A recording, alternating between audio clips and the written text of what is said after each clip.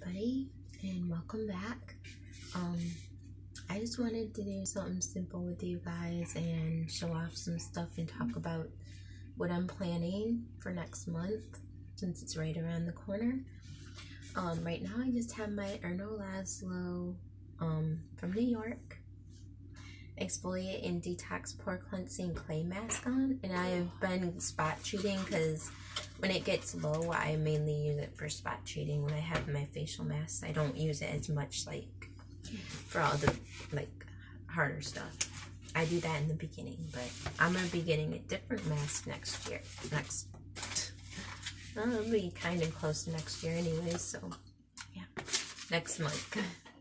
I'm gonna try the, actually I might get it when I have my Sephora returns when they do it, because I returned that other lipstick that I told you about. It was like 90 bucks, and I did my return already, so they're gonna be crediting it back, and I'm gonna get the Sand and Sky Australian Pink Clay Flash Perfection Exfoliating Treatment, and another lipstick, a different one that's cheaper. I'm gonna try I'm thinking of either the Givenchy La Rouge lipstick. They're both La Rouge lipstick. One is 210 Rose Dahlia, it's a bubblegum pink, and the other one's 214 Rose Broderie, it's rosy deep pink. So I'm thinking of one of those two to see if it's like my shade. I don't know if it will be, but this is the lipstick I want to use when I go to New York. So I'm either doing that or else I'm going to use my Christina Choi. She has a new lipstick that she just came out with. So I'm going to try that too and see which one I would really like, because her lipsticks are so pretty too. But yeah, that's mainly my last thing I have to figure out here. So the rest of the stuff I kind of know. I'm going to show you those too. I'm probably going to do this a different time, but I wanted to show you guys. This is from Invent Help, and this is their disclosure, but look at that, everybody. Well, you might not see it.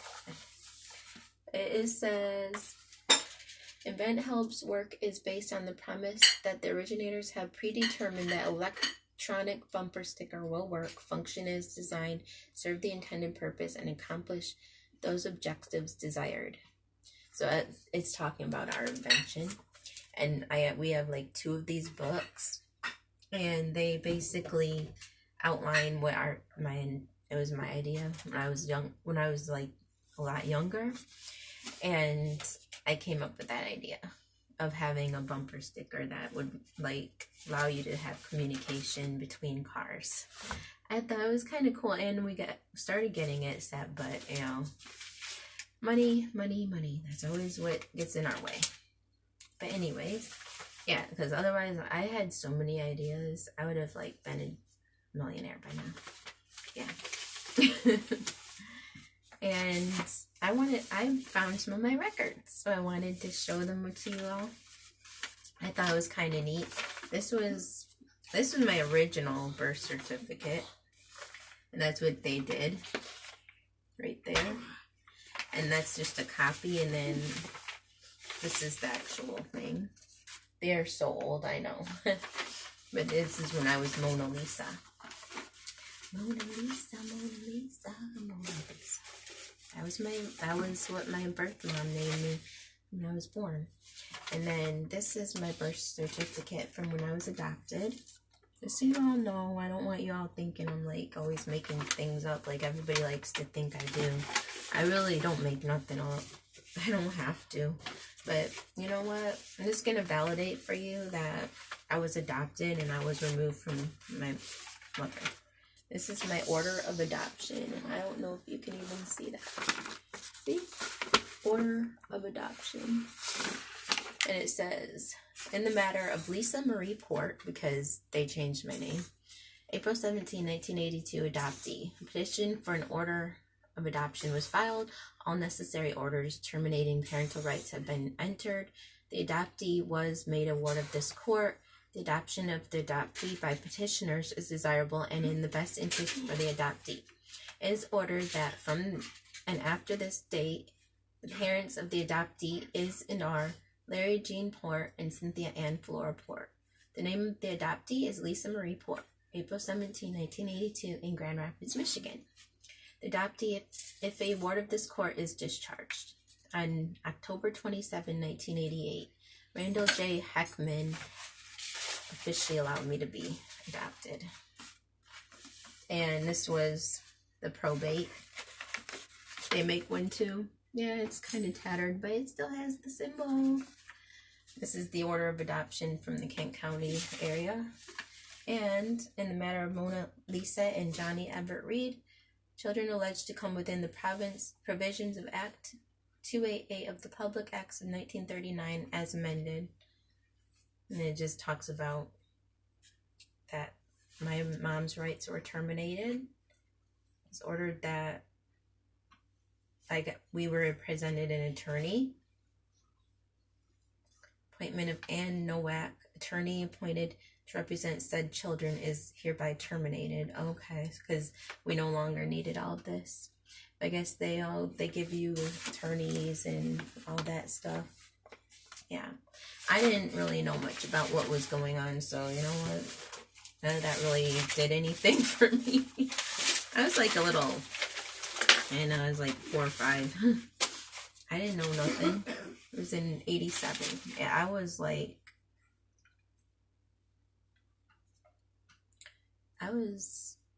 5 years old. Yeah. So like a little 5-year-old's gonna know what's going on. But this was from my Bethany people. This is the agency I actually was done by, that I was adopted through when I was a kid. And it says Lisa Marie Port, my birthday, birth mother. Lisa's birth mother was born on August of 1946 in Michigan. She was Caucasian, but her physical description as well as her national and religious backgrounds were not listed in the file. Lisa's birth mother's educational and occupational history was not listed in the file. Lisa's birth mother was placed in foster care at the age of 2 due to a death of her mother and her father's desertion of the family. Lisa's birth mother lived in 7 separate foster homes throughout her childhood. She also spent 3 years in St. John's Home. Lisa's birth mother was transferred to a state home and training center at 10 years of age and remained there until she was 27 years of age. Birth mother's other children. According to the file, Lisa had 1 older brother and 1 older sister, which I think they're half siblings. Like, this thing doesn't do it right, I don't think, because they thought I was still with them, but it's not 100% proven, people. And I look more like my other brother. But anyway, however, Lisa's birth parents' rights were terminated on these children in 1978. That's before I was born. Lisa had a half-brother who was born in June of 1985 and a half-brother who was born in March of 1987. That was Timothy and Johnny. My older brothers are Lisa Marie and... Okay, come on. Lisa Marie and William Jr. And my mom had another child as well. And we all thought that was a miscarriage, but it wasn't. That child actually did live somehow. So, like, I looked at all my different, records, and it shows another child that was born to her. So, there was 3 other children before me. And then me, and supposedly someone else in April 18th of 1982. So, I think maybe either that was what they told her was a miscarriage, and that's why she says she had a miscarriage, because technically she would have, or she thought she would have. And then Johnny, and then Timmy. And apparently we were going to take Timmy in, but he went with my aunt instead. But, okay. The younger of these 2 boys was in the custody of Lisa's birth mother's sister. These boys had different fathers. Yeah. All of us except for me and Johnny, and Lisa Marie and William lived together, and then Timmy lived with my aunt. There was no additional information in the file regarding these siblings. Maternal grandparents. Lisa's birth mother's father's date of birth and physical description was not listed in the file. He was half Mexican and half Mescalero Apache Indian in national background. His religious background was unknown. He was originally from Texas and was a migratory worker. It was believed at the time of the adoption that he had passed away in Texas in the early to mid 1980s. So I was still born.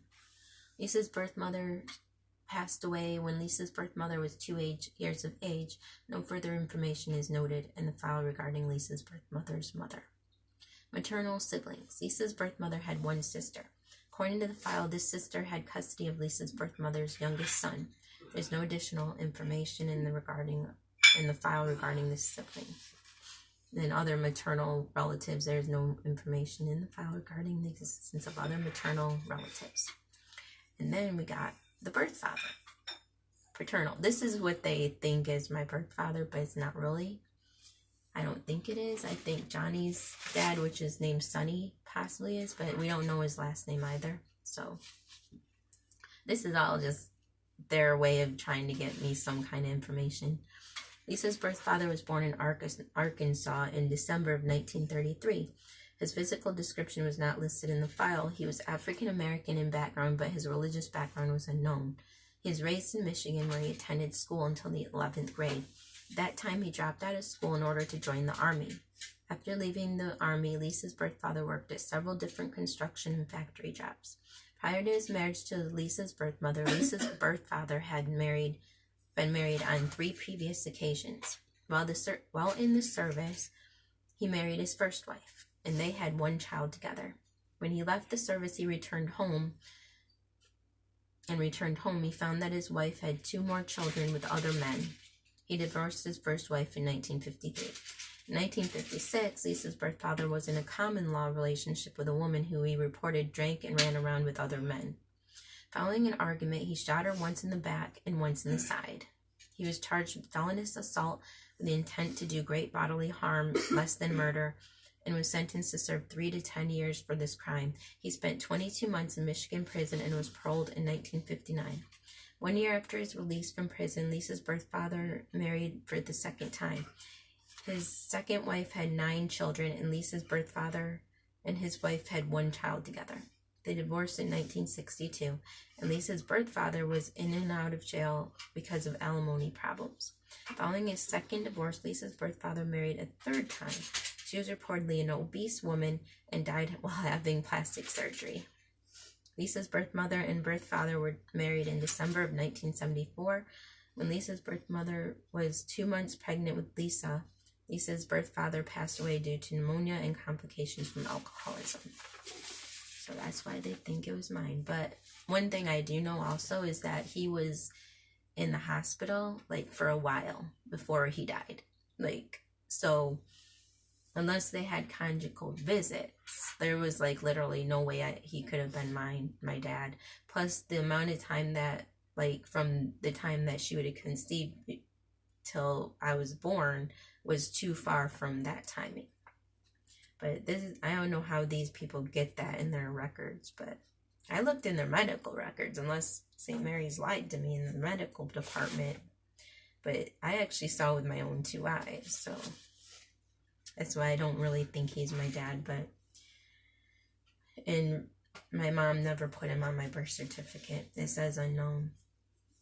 I think she knew, and she didn't want to lie. So this is birth father's other children. Lisa had a half-brother who was born in the early 1950s to her birth father and his first wife. Lisa had a sibling who was born to her birth father and his second wife in the early 1960s. As mentioned previously, Lisa's birth father had 2 children with Lisa's birth mother prior to Lisa's birth. He had 1 son and 1 daughter. They were full siblings to Lisa. However, Lisa's birth parents' rights were terminated on these children in 1978. Lisa's birth sibling had 1 sibling. Birth father had 1 sibling. There's no information in file regarding this sibling. So William, that's his name, William Reed. He has another brother out there, or daughter, sister or something. And then there's no information on the grandparents or the paternal relatives. And there's no information on his talent, the birth family, interests, talents, and abilities.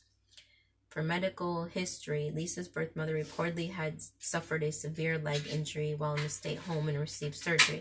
According to the file, she limped due to this injury. Lisa's birth father passed away in 1981 due to pneumonia and problems related to his alcoholism. He also had seizure disorders and a lot of other stuff, according to his records that I looked into. Lisa's birth mother passed away when Lisa's birth mother was 2 years of age. However, the cause of death was not listed in the file. Circumstances regarding adoption. Lisa was placed in foster care in July of 1986 when her birth mother left her in the care of a convicted child molester. It was also discovered that under the care of her birth mother, Lisa was exposed to thrush, scabies, bronchitis, and head lice prior to being placed in foster care. Yuck. She also had fairly extensive dental work done due to tooth decay. The court decided that due to neglect Lisa experienced while in the care of her birth mother, as well as her birth mother's cognitive impairments, Lisa's birth mother's rights would be terminated and Lisa would be placed with an adoptive family. Yeah, I had to have all my teeth pulled, like, when I was a kid. So, I have good teeth now, trust me. I take good care of myself. But, I mean, I didn't know better when I was a kid. That's really the responsibility of your parent. Lisa was born April 17, 1982. Lisa's birth mother named her Mona Lisa. Lisa was born 3 weeks gestation and weighed 4 pounds, 3 ounces at birth. Her APGAR scores were 8 at 1 and 9 at 5 minutes. She was in the 5 to 10 percentile range for weight and height for the first year of life. The record indicates that Lisa was diagnosed with failure to thrive as an infant while in the care of her birth mother. According to the medical records, Lisa received DPT shots on June 24, 1982, August 18, 1982, and October 18, 1982. She received an MMR on July 1983. And on October 21, 1983, she received another DPT shot. Lisa received ibuprofen on February 16, 1984.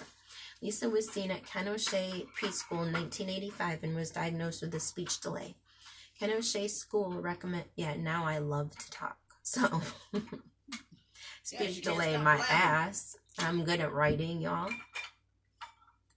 But anyway, Ken O'Shea School recommended a Head Start program for Lisa, which she entered into in September of 1985. However, Lisa's birth mother refused to send her to school within a few weeks after she began. Lisa was placed in foster care in July of 1986 when her birth mother left her in the care of a convicted child molester. She was placed in Child Haven. Lisa was seen by a doctor July 2nd, 1986 while residing at Child Haven. At that time, she weighed 36 pounds and 40 inches in height. Her tonsils were enlarged and her glands were prominent in her neck. Lisa was seen by the Child Haven doctor again July 3rd, 1986. At that time, she was having burning when she urinated and discomfort in the genital area. Yeah, because I was raped. They gave me some kind of tract urinary infection. She was taken to St. Mary's and was diagnosed with a urinary tract infection. Lisa was placed in the Port Licensed Foster Home in August of 1986. This was Lisa's third foster placement. She adjusted well to living with Larry and Cynthia Port and developed a strong relationship with them. Larry and Cynthia decided to pursue the adoption of Lisa and her brother. Lisa was evaluated by Walker Station Preschool in October 1986 and was assessed to be ineligible for a special education preschool program. She had slight developmental delays in some speech-language areas, but was assessed as being in average range. These delays were believed to be due to lack of environmental stimulation. Lisa was described as bright and perceptive. She was not fully toilet trained, and she entered foster care at the age of 4 years and 3 months.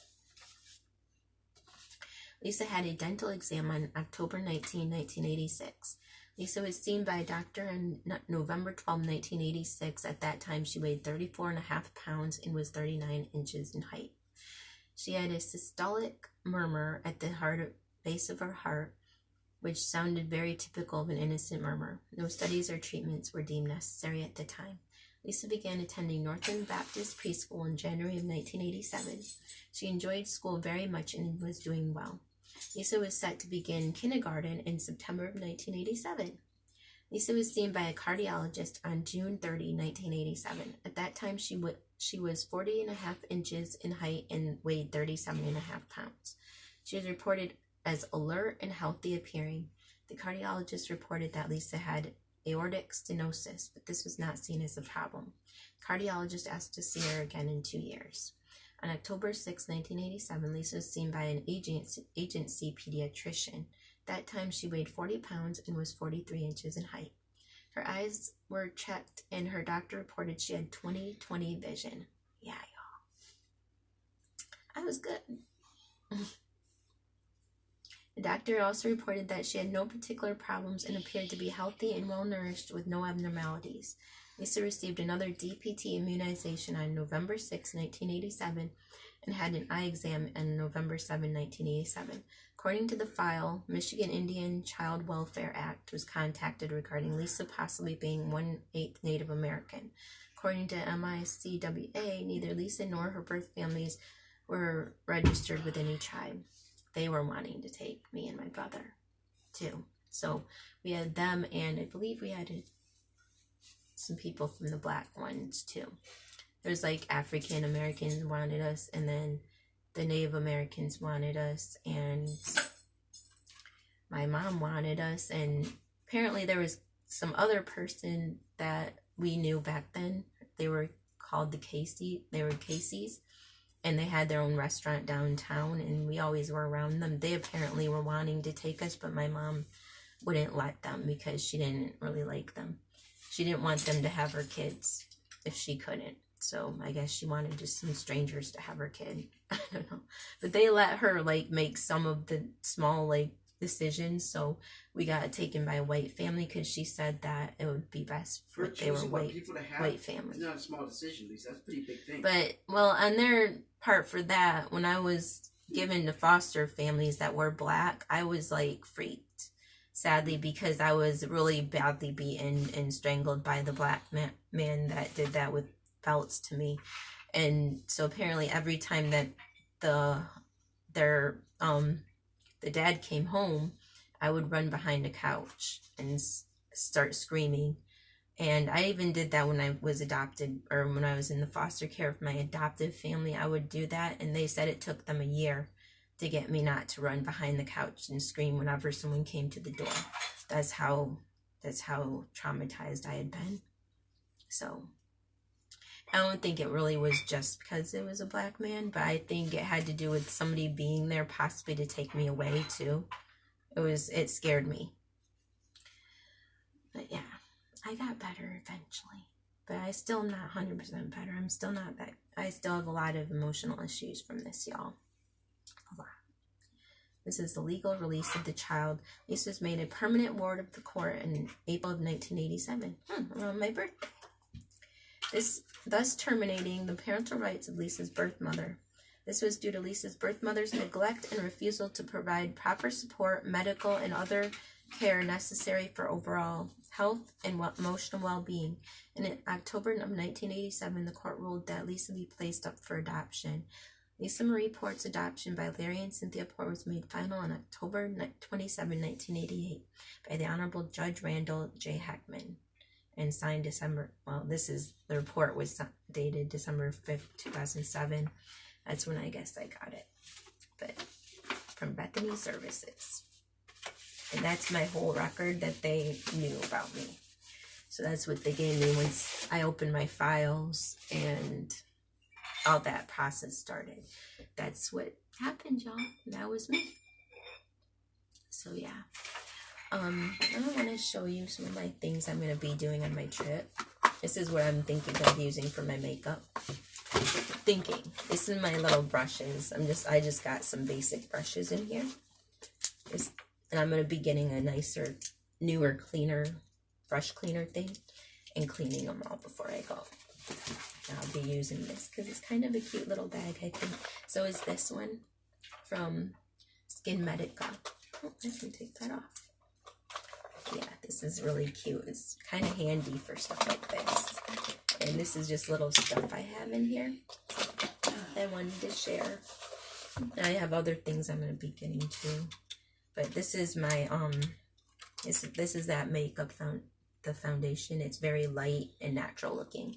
So I'm going to use that for my foundation. And my primer, I'm either thinking of Charlotte Tilbury Wonder Glow Primer or the Bobbi Brown Moisturizing Primer, which I have to actually get. I don't have it right now, so I have to buy it. And then this is my blush, either the Puff from Cloud Paint. It's Cloud Paint from Glossier. Either that one. Oh man, stay in there. Okay, either that one or my Charlotte Tilbury stick. And this is in Las Salinas. I'm also going to use a couple of my palettes. This is from Revolution, the Soph X Revolution Extra Spice palette. Also have my from Lorac Tale as Old as Time palette. So beautiful in there. A lot of nice shades. A lot of neutrals too, because I can't have it be like sparkly.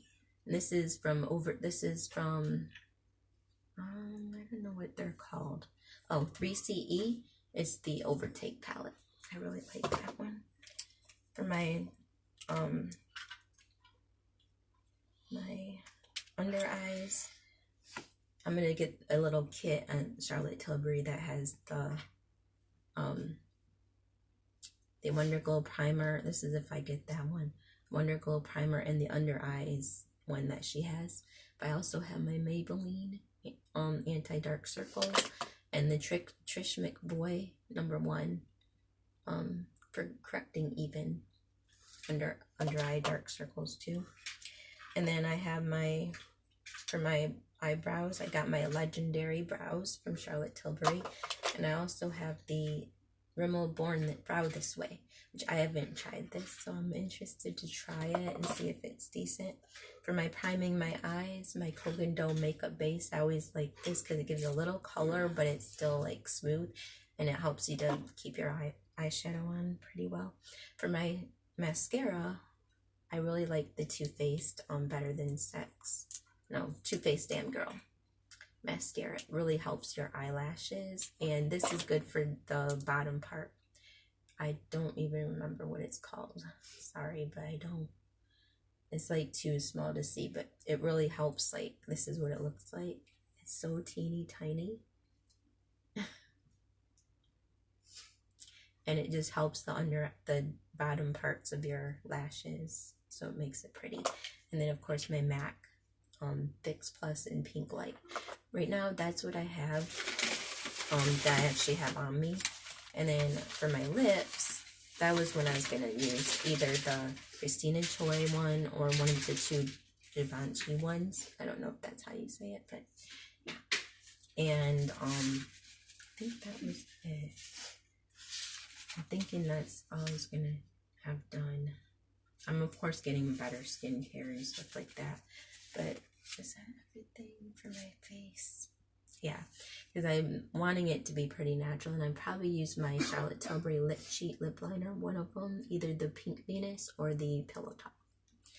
And probably not much for gloss, but if I do, I'm supposed to be getting a Jeffree Star lip gloss, but I purchased it like last month, and they still are sticking off, so they're just really late this time because it's been the holidays and all that. But I'm gonna be also getting the Kerastase Oleo Relax Anti-Frizz Mask for my hair because like I'm out of hair stuff, and the Moroccan Oil Treatment Oil, little mini, $15 for, because you just use a couple drops. But yeah, that's what I'm planning for this month, and it's gonna be kind of tight, but I think we'll do it. And I'm hopeful to get a nice new jacket, like it's like 35, 36 bucks at JCPenney's. So it's a Christmas color type red.